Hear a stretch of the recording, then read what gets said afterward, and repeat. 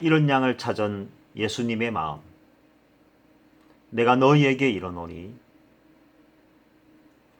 이와 같이 죄인 한 사람이 회개하면 하늘에서는 회개할 것이 없는 어인 99으로 말미암아 기뻐하는 것보다 더 하리라. 누가복음 15장 7절의 말씀이었습니다. 예수님께서는 언제나 하나님의 나라에 대해 말씀하고 계셨습니다. 어느 날 세리와 죄인들까지 예수님께 말씀을 들으러 가까이 오는 것을 목격한 바리새인과 서기관들은 매우 충격을 받았습니다. 그래서 유대율법을 어기는 행위를 서슴지 않은 예수님을 비난하였습니다. 그러나 예수님은 세리와 죄인을 구별하거나 편견을 갖지 않았을 뿐 율법을 어긴 것이 아니었습니다. 예수님은 세리와 죄인들을 다른 모든 사람들과 동등하게 대우하고 존중해 주었습니다. 사실 예수님 당시에 많은 세리들은 로마 제국 정부 권력을 배경으로 유다 백성들의 피와 살을 먹는 고리 대금업자로 알려져 있었습니다. 이러한 페루나들과 함께 한다는 것 자체가 불결하고 비성경적이라고 생각한 바리새인과 서기관들은 예수가 토라의 기본 교리조차 모른다면서 비난을 하였던 것입니다. 바리새인과 서기관들에 대하여 누구보다 잘 알고 있는 예수님께서는 이런 양 비유로서 그들에게 말씀을 전하였습니다. 베들레헴에 양 100마리를 키우는 예수님 목자가 살고 있었습니다. 양을 얼마나 사랑하는지 양들마다 아름다운 이름을 지어주었습니다. 믿음양, 소망양, 사랑양, 은혜양, 감사양. 예수님 목자는 양들을 위하여 매일매일 이런 새벽에 일어났습니다. 맑고 신선한 푸른 풀을 찾아 먹이를 준비하고 맑은 시내를 찾아 양들이 마실 물을 준비하는 일은 예수님 목자의 기쁨이고 행복이었습니다. 오늘도 예수님 목자는 믿음양부터 구원양에 이르기까지 100마리를 데리고 외출을 나왔습니다.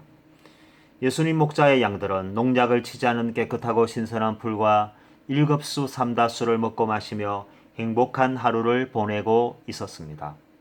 이렇게 하루 내내 뛰어놀며 평화로운 일상을 즐기던 양들이 집으로 돌아갈 저녁 시간이 되었습니다. 양들을 데리고 집으로 가는 길에 예수님 목자는 믿음양, 소망양 한 마리 한 마리 이름을 부르며 양들의 건강 상태와 출석 확인을 하고 있었습니다. 그런데 어떻게 된 일일까요?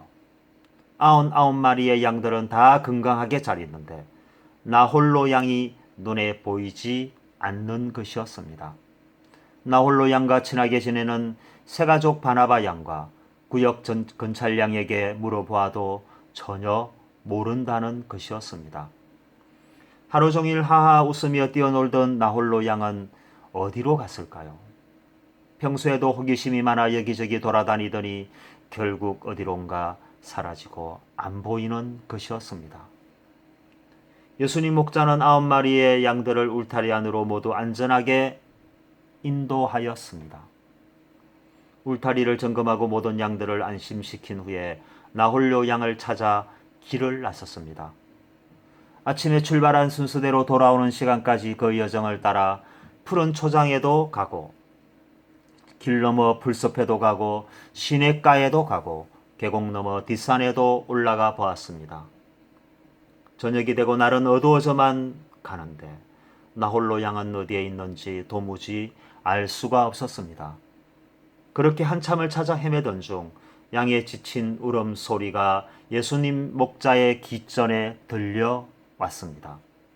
양의 울음소리에 놀란 예수님 목자는 그 울음소리가 들리는 곳으로 달려갔습니다. 그곳에는 길을 잘못 들어서서 절벽에 떨어진 나 홀로 양이 있었습니다. 낭떠러지껏 나무에 아슬아슬하게 매달려 있는 나 홀로 양은 얼마나 울었던지 목이 다 쉬어 있었습니다. 혼자서 얼마나 무서웠을까요? 저녁이 되면서 늑대의 울음소리에 무서워 떨며 더 이상 소리내어 울 수조차 없는 나 홀로 양을 바라보는 예수님 목자의 눈에도 눈물이 흘렀습니다. 그러나 예수님 목자가 나 홀로 양을 구하기 위해서는 목숨을 걸어야 했습니다. 절벽은 매우 가파르고 안전하게 손을 잡을 것도 없었기 때문이었습니다. 그렇다고 나 홀로 양을 그냥 버려두고 갈 수는 없는 일이었습니다. 물론 예수님 목자도 목숨을 다하여 나 홀로 양을 구할 마음을 갖고 있었습니다. 그래서 예수님 목자는 나 홀로 양아 이제 걱정하지 마라. 내가 너를 구해줄 테니 조금만 참고 기다려. 하며 나 홀로 양을 안심시킨 후에 천천히 절벽 끝으로 다가가셨습니다. 단 한 발만 잘못 디뎌도 그대로 낭떠러지 아래로 떨어져 죽을 수 있는 상황이었고 주변에는 아무도 없었습니다. 마침내 나 홀로 양이 있는 곳까지 무사히 도착한 예수님 목자는 나 홀로 양을 안고 조심스럽게 절벽 위로 올라갔습니다. 예수님 목자 혼자서도 올라가기 힘든 절벽에서 양을 안고 올라오는 일은 무척이나 힘이 들었지만 목자는 오히려 양을 안심시키며 천천히 움직여 갔습니다. 얼마나 시간이 지났을까요? 노을이 빛나는 저녁 시간, 얼마나 울면서 지쳤던지 나 홀로 양은 목자의 품에 안겨 잠이 들었습니다. 다행히 나 홀로 양이 크게 다친 곳은 없었습니다. 어떤 사람에게는 평소에 말도 잘 듣지 않는 한 마리 양을 위하여 목숨까지 걸었던 예수님 목자가 한심하고 어리석게 보일 수도 있었습니다. 그러나 목자는 양을 지키고 돌아보는 것을 당연하게 여기는 사람입니다. 이와 같이 예수께서도 자기 백성을 위해 자기 목숨을 다 던져주시는 참 목자가 되셨습니다. 예수님은 바리새인들과 서기관들에게 말씀하였습니다. 이 세상을 살아가는 모든 사람들이 나 홀로 양과 같다고 하였습니다. 참 목자이신 예수님의 인도 속에서 많은 사람들은 예수님보다 세상을 더 좋아하고 세상에 더 있고 싶은 마음이 여전히 존재합니다. 어떤 사람들은 하나님의 말씀에는 아무런 관심이 없지만 세상 것에는 온갖 관심과 호기심이 있어서 계속해서 세상에서 머물고 있고 싶어합니다. 예수님 목자의 눈에 벗어나 절벽으로 떨어진 나 홀로 양처럼 하나님의 꿈을 떠나 살아가는 위험한 사람들을 예수님은 밤을 지새며 찾고 있습니다. 세리와 죄인들처럼 어두운 세상 가운데 있을지라도 예수님을 찾으면 예수님은 그 목소리를 듣고 즉시 달려와서 우리를 구해 주시는 분입니다. 우리도 예수님 말씀대로 살지 않고 나 홀로 양처럼 마음대로 살 때가 많이 있었습니다. 그때 우리가 우리의 죄를 깨닫고 하나님께 회개하면 하나님은 언제든지 우리를 지켜주십니다.